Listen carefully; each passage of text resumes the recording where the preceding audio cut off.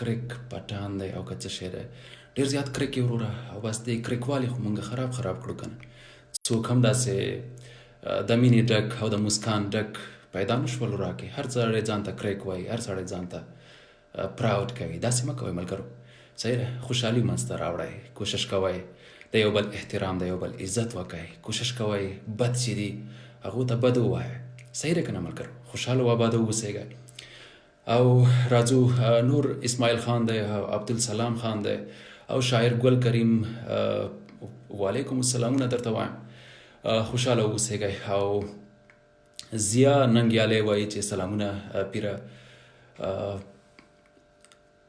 خوشحاله اوسیږئ وروره او بعضې وروره دا یو ورور وایي چې واټساپ نمبر دې راکړه زه څنګه دې واټساپ نمبر درکړم وروره او په دې چې ښه درته پته ده چې د دنیا فینز او فالوورز لرم په دې ټایم کې زه تاسو ته خپل د واټساپ ووایم نو دا خو به هر کار نه وغورځېږم شپه ورځ به ماته ټلیفون سیسټم وي او شپه ورځ به ماته میسیجز وي څنګه بیا خلکو پسې ورسېږم داسې به نه کوو بهرحال یو بل ته به ټایم ورکوو داسې ټایم لکه څنګه پرې پیج کې کله کله وارې درته لایو راشم او یا کومه ویډیو درته وکړم بهرحال په کمنټس کې تاسو مانه داسې سوال کولی شئ چې جایز وي او جایز جواب به درکوم په خیره سره کوشش کوو چې ټلیفون باندې څوک راخیستلی شم او که نه خوشحاله و آباده اوسیږئ ډېره زیاته مهرباني کوم درنه راځو د یو ورور به ټرای کړو چې دې ته کال کېږي او که نه ټلیفون نه کېږي وروره او د فیسبوک کمپنۍ زما په خیال ټلیفون بند کړي دي بالکل بند دی هېڅ چاته هم ټلیفون نه کېږي دغه ټرای کوم د دنیا خلکو ته اجمل خان دې ته ټلیفون کوم عاجز کوچی دې ته ټلیفون کوم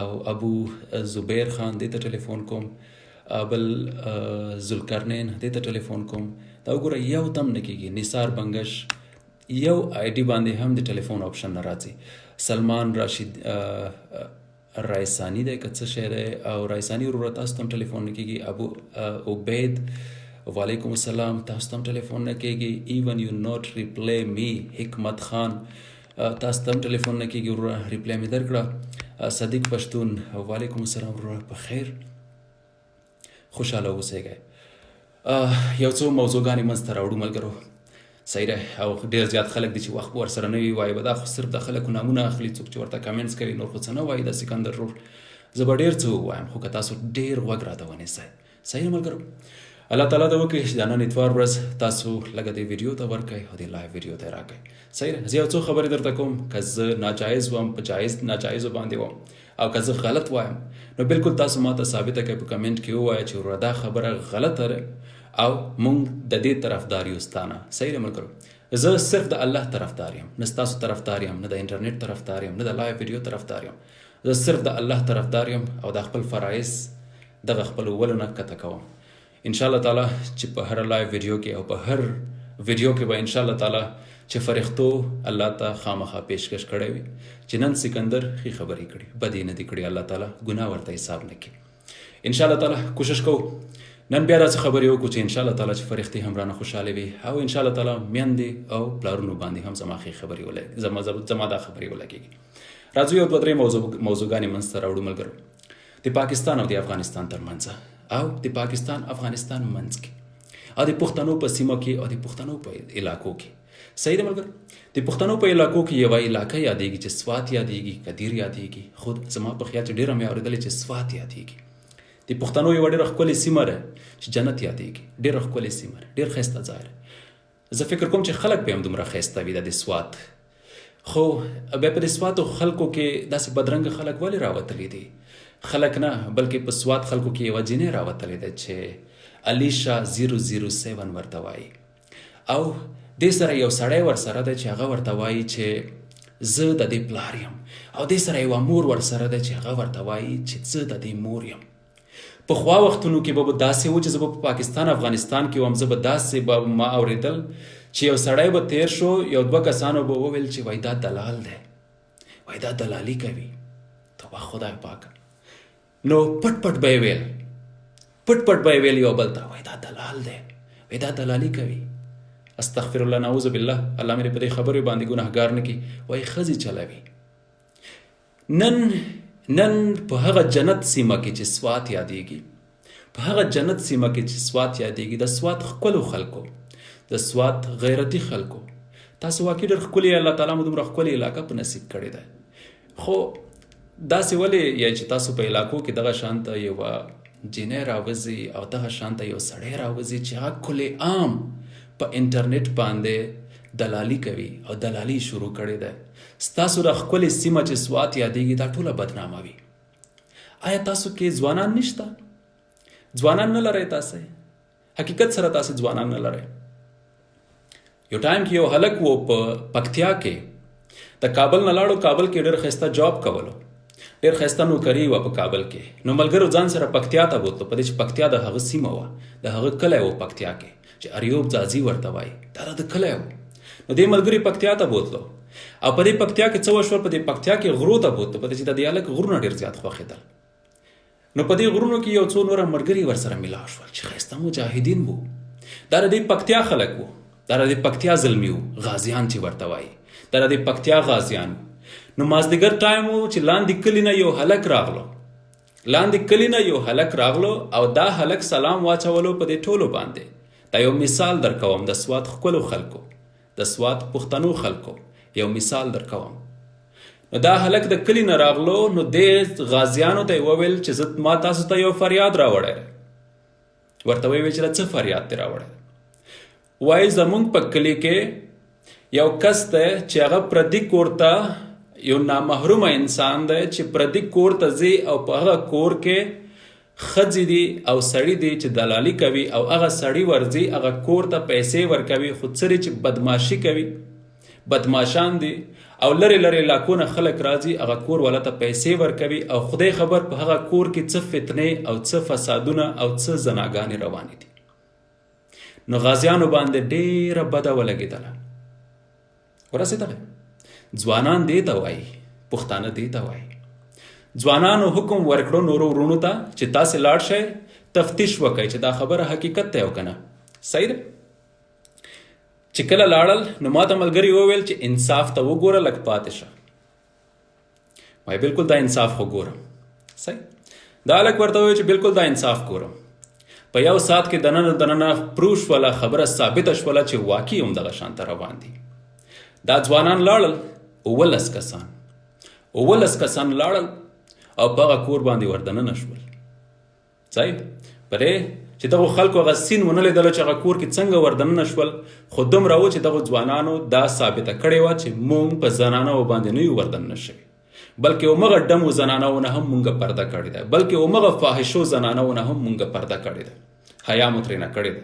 ورته ویلې مو چې بیبي په دې ټیکري کې پټه شه، هغه کور کې چې کوم ځوانان دی هغه راوباسه، کوم چې ځان ته نارینه وایي چې هغه راوباسه.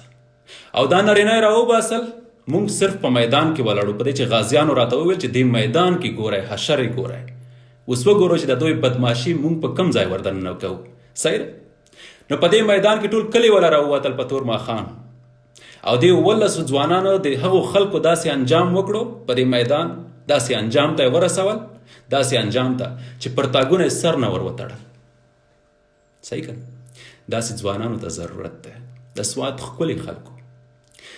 راځو په افغانستان کې په کابل شهر کې یو څو پیغلې ډمې پښتانې راوتلې دي او یوه بله ډمه پښتانه ده چې پېښور کې مخکې په ټلویزیون کې کار کولو او اوس هغه ډمې ته په کابل کې ډېر غټ سپورټ ور روان دی چې نجیبه فایزي دی او که نجیبه خو نوم یې نجیبه دی چې پخوا وختونو کې پېښور کې په ډرامو کې کار کولو.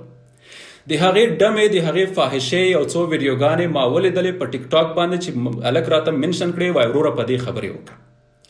نو زه نه پوهېږم د دغې ټول خاندان بړوه او دلالان دي او که نه صرف د دې کور والا دلالان دي. صحیح. دواړو طرف ته به برابره خبره کوو ملګرو. صحیح ده. دواړو طرف ته دا هم د پښتنو سیمه یادېږي. په کابل کې که ځوانان وي او که نه وي، خو د کابل کې زه همغه د پکتیا غازیانو ته د دعوت ورکوم، همغه د پکتیکا، همغه د خوست، همغه د پکتیا غازیانو ته دعوت ورکوم چې رب ته وګورئ، د کافرو سره چې کوم ټکر تاسې خورئ، د کافرو سره چې کومې تاسو سینې شو کوئ، د کافرو باندې چې تاسو کوم عملنامې کوئ، نو رب ته وګورئ، پر خپلو مسلمانانو هم لږ سترګې راتاو کړئ، انصاف تاسې هم وکړئ. زه منم ستاسو هره کارنامه، زه منم ستاسو هره جهادي لاره، زه منم ستاسو هره د الله لاره، زه بالکل در سره اتفاق کوم. خو مونږ کې هغه وس، هغه غیرت نه دی پاتې، مونږ بې غیرته صحیح، تاسې غازیان یای. تاسو خو دغه ویلې دي که نه، په خپله خو مو ویلې چې مونږ کفن سر نه تړلی، یا کفن او یا زندگی. کوم ځوان چې دغه چیغه وکړي لبیک سره چې یا کفن او یا زندگی، نو مونږ بیا تاسو نه ډېره لویه تمه پیدا شوه. ای غازیانو، ای ځوانانو، تاسو هم دغه اپریشن کولی شئ که نه په دې کابل کې، تاسو هم په دغه اپریشن کولی شئ په دې سوات کې. دغه 2 او 10 دانې ډمې او فاحشې راوتلي، تاسو په دې باندې اپریشن نشئ کولی، نشئ کولی. والله چې کولی شئ، خو زه نه پوهېږم چې تاسو ولې سترګې ټیټې نیولې دي. تاسو خو اغیار ته مکمل په خوله کې ورنوځئ. ستاسو خو هره ویډیو ما لیدلې ده، ستاسو خو هر یو میشن واضح ده، ټوله دنیا ته واضح ده، ټوله دنیا ته ګواه ده ستاسو هر یو میشن. مګر همدغه میشن هم سرته ورسوئ، الله به درنه خامخا پوښتنه کوي.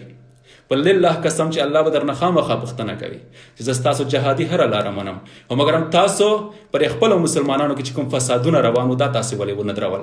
تاسو خو یوه ته جزا ورکړئ که نه. ستاسو خو هغه کارنامه مانه نه هېرېږي چې په پکتیا کې ستاسو په کلي کې تاسو یو کس ته داسې انجام ورکړل، په کلي کې تاسو یو کور والا ته داسې انجام وکړل چې هغه کور، هغه ټول کلي کې به اوس هم هغه عبرت وي، بیا به څوک داسې په خوب کې هم ونه کړي. تاسو خو چې کومه کارنامه کوئ خلک یاد ساتي، تاسو خو چې کوم اپریشن کوئ خلک یاد ساتي. دا خو ټولې دنیا ته پته دی، صرف مسلمانانو ته نه. او مګر په دې هم لږ راتاو شئ، دغه یو څو ډمې او فاحشې راوتلي دي، دغه لږ انجام ته ورسوئ. رب تعالی ته وګورئ. داسې نه دي چې دغه ډمې په یورپ کې درنه ناستې دي، دغه ډمې په امریکې کې درنه ناستې دي، دغه ډمې همدغه په افغانستان او پاکستان کې ناستې دي. دې باندې لږ راتاو شئ. عرض درته کوم، د ټولو پښتنو مخامخ درته د هندوانو په شانتې لاسونه نیسم چې رب تعالی ته وګورئ، دغه لږ انجام ته ورسوئ چې پښتنو ته لږ او د خلکو کې لږ د خلکو ته لږ عبرت میلاو شي. زه امید کوم چې زما ویډیو تاسو هم ګورئ. غازیانو، تاسو خو همدغه چغه نارې کړې ده که نه چې لبیک یا کفن او یا زندگی. تاسو خو همدغه چغه نارې کړې ده که نه، تاسو خو همدغه مقصد ده.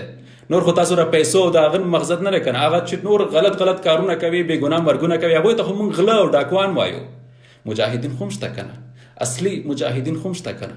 خو هغه تاسو یې که نه، تاسو چغه کړې که نه، تاسو همیشه نارې کړې دي چې موږ لبیک یا کفن او یا زندگی.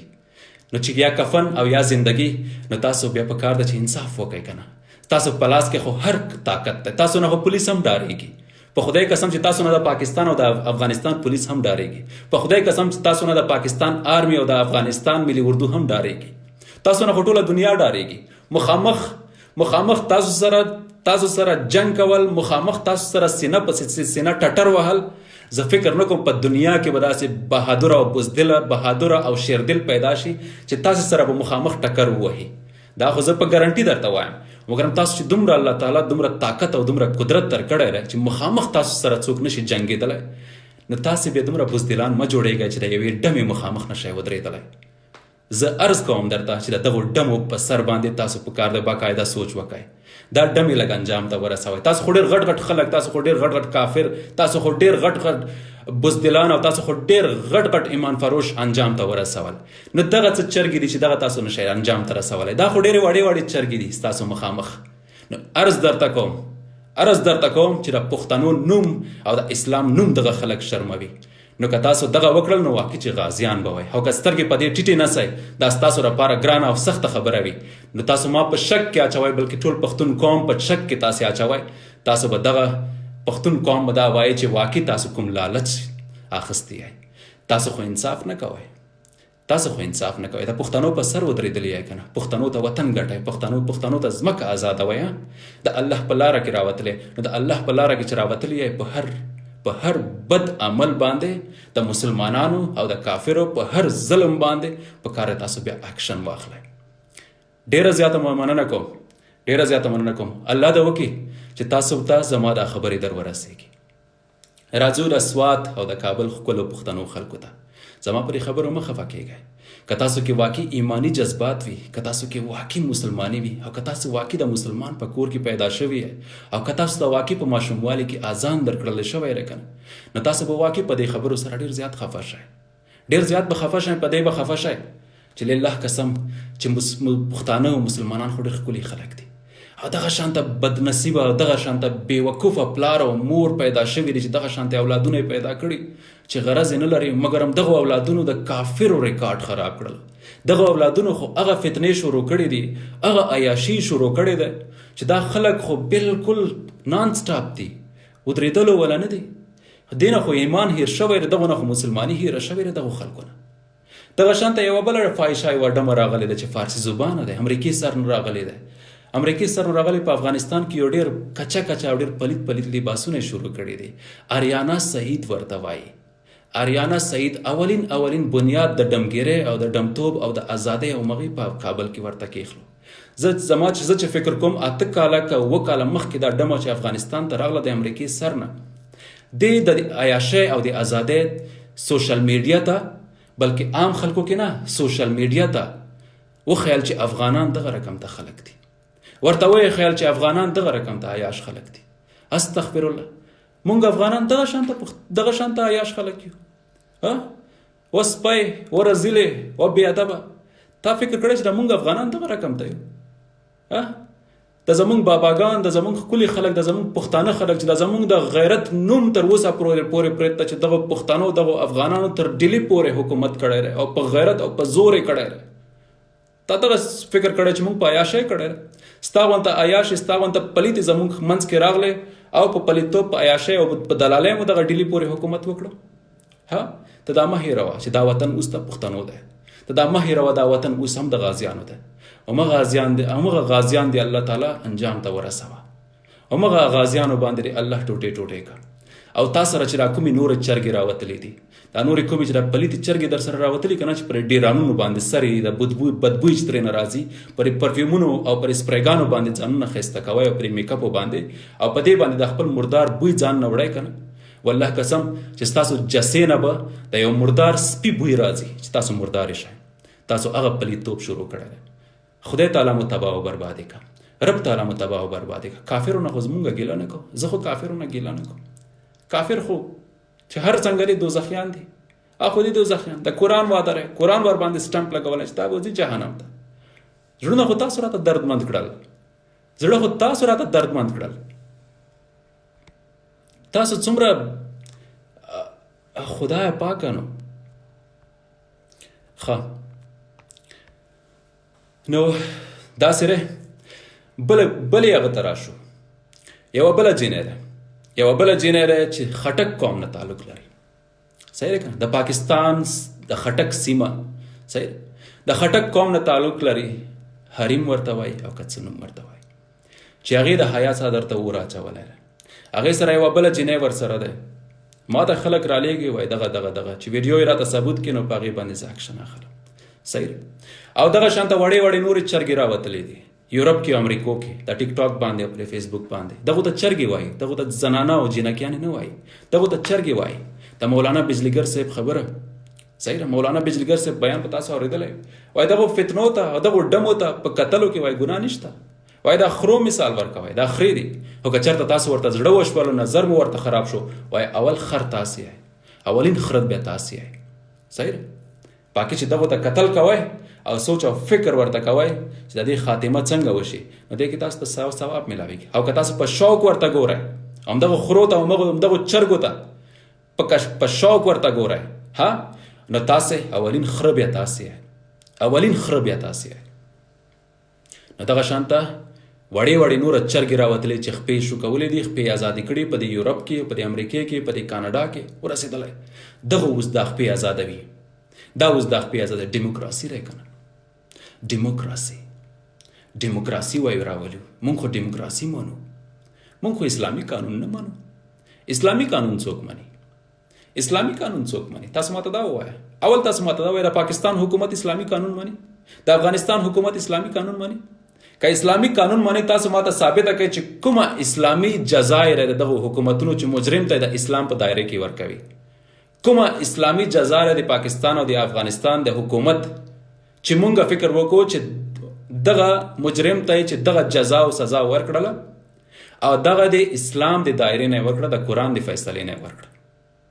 د افغانستان پاکستان قانون ته چې ګورم د برټش قانون راته پیدا شي. تاسو چې کله انګلند ته لاړ شئ، لندن ته تاسو لاړ شئ، څوک ته لندن وایي ماشاءالله دی کې لندن ته ټول وایي ټول لندن یو ملک انګلند یادېږي. انګلند منځ کې یو د انګلند پایتخت چې کوم دی هغه لندن دی. نو تاسو چې کله برټش ته لاړ شئ، انګلند ته چې کله تاسو لاړ شئ، نو د انګلند قانون او د پاکستان قانون یو دی، سیم ټو سیم دی. حتی را ګاډو ډرایوینګ سیستم هم یو دی. صحیح دی. نو دا د پاکستان قانون چې کوم دی د برټش قانون دی او د افغانستان قانون نه چې شری تاسو ته پته ده تشپنوم مسلمانی قانون دی. صحیح نه تشپنوم مسلمانی قانون دی او نور خدر ته پته ده چې څوک فالو کوي او د چا خبره پکې زیاته چلیږي، د چا فیصله پکې ډیره تیزه او ډیره زر چلیږي. خدر ته پته ده کنه خبره داره. نو خبره اوس داره چې اسلامی قانون په کوم ځای کې دی. دغه سوال پیدا کیږي. عربو ته ټولو ته زه ډمان وایم، هغه ټول ډمان دي. عربو په ملکونو باندې زه کلم اعتبار نه کوم. د الله په کور ورکې داسې ورته سلام کوم، د رسول الله صلی الله علیه وسلم مزار پکې داسې ورته سلام کوم. او مګر هم نور اولین نفرت چې زما دی هغه عربونه ده. اولین نفرت چې زه لرم هغه عربونه لرم. چې چرته عرب دی زما ترېنه نفرت ده، چې چرته عرب دی زما ترېنه نفرت ده. پر چې دا ډېر غداره خلک دي او دا ډېر زیات لالچي خلک دي. دغه سره چې پیسه وي کنه نو دغه ته د الله نوم هم په یاد دی، دغه ته د انسان نوم هم په یاد. دغه سره چې پیسه نه وي کنه دا نه الله پیژني نه انسان پیژني دا خلک. او بلکې دا خلک په خپل وطنونو کې صرف خپل عربو ته ریسپیکټ ورکوي او کافرو ته ریسپیکټ ورکوي. او دغه خلکو ته کړه پاکستان او کړه افغانستان او کړه نور ملکونو مسلمانان راشي، دا خلک د غلامانو فکر ورته کوي. ورسېدل دا ته په ګارانټي سره وایم دا ورته غلامانو فکر وای، دا زمونږ غلامان دي، دا په کار زمونږ نوکریانی وکي، زمونږ نوکریانی په کار داخله کوي، مونږ ورته پیسې ورکو د غلامۍ په شان دي ساتو په خپل ملکونو کې. نو په دې درته وایم چې عربونه اولین نفرت زماره.